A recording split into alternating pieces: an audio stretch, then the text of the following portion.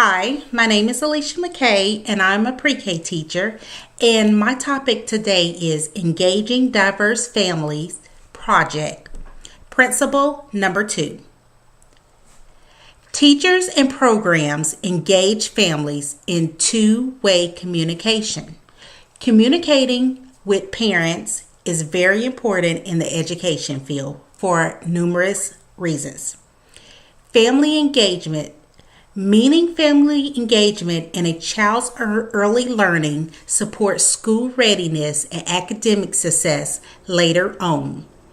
Parent involvement is a crucial and critical element in high quality early care and education.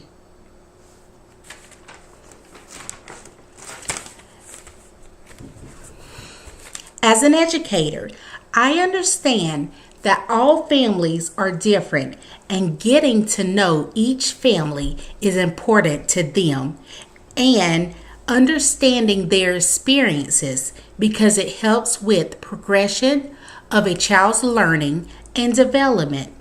It is very important to include families despite their makeup and uniqueness because it makes them feel more welcoming and more comfortable with you as their child's teacher. When families are comfortable with you, they are more likely to be more involved in their child's education and their child's future. As an educator, we should be very committed to establishing an open line of communication with students and their families. Having a mutual respect for diversity and welcoming it in a variety of ways is also very important.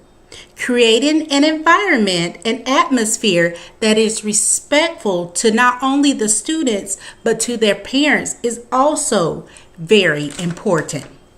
There are many ways that we as educators can communicate with our families. We should be focused on developing positive relationships with parents and providing them with the best care possible for their children. When parents and teachers work together and share information about the child and assist in creating connections between families, between homes, between the communities, it helps not only the families, but it helps the teachers to understand what is important to the families. And that is important because it gives us a way to help the child. We understand their values, what they're looking for, what is important to them. That helps with establishing goals, seeing why a child may or may not do certain things or why they act a certain way. It is all about getting to know the family. Establishing that face-to-face communication is also very important because it gives us the opportunity to read a person's body language. You can tell when you're talking to a person by their body language if something is making them feel uncomfortable, if they're not understanding what you're saying to them. Being able to read their body language is very, very helpful. That is why it is important to have that face-to-face communication.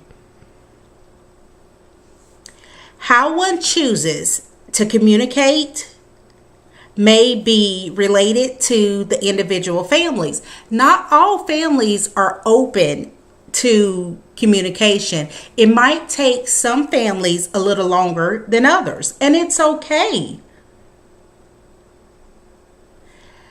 Baby steps is also very important. Once they see that you are willing to help them and they have that respect for you and they gain that trust, they're more likely to share more with you with time, because they know that you're there to help their child and you want to help them.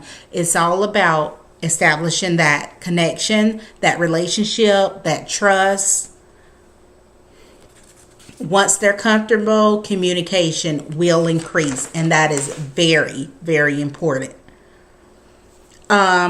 I had the opportunity to read an article, Communicating with Parents, and it describes the importance of a relationship with parents to support student learning.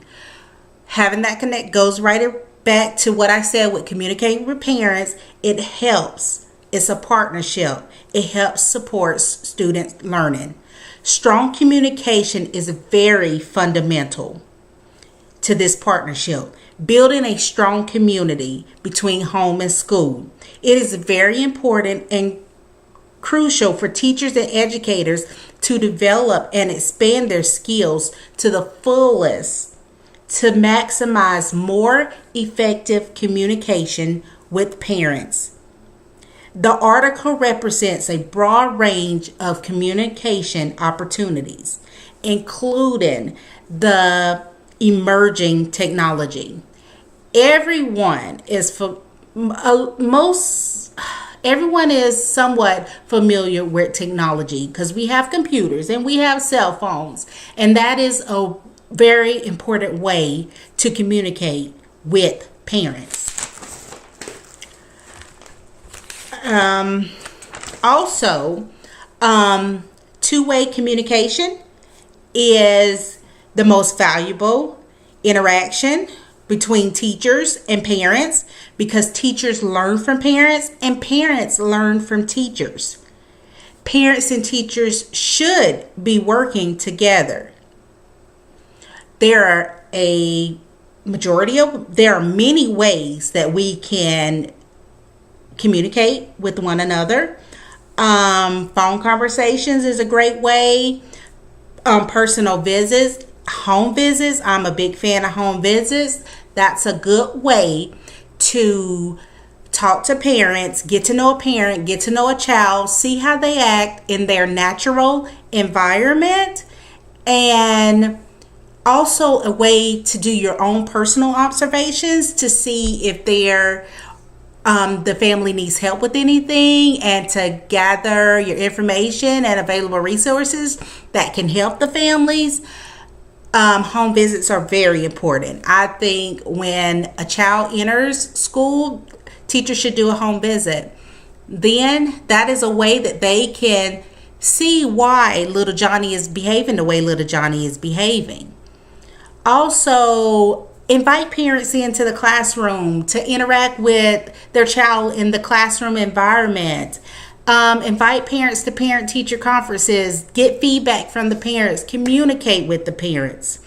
Also, there are one-way communications, and that includes handbooks and newsletters, family bulletin boards, and notes. But please be mindful of the language barriers. Remember, not everyone speaks English, and we want to be able to communicate with all families. Thank you.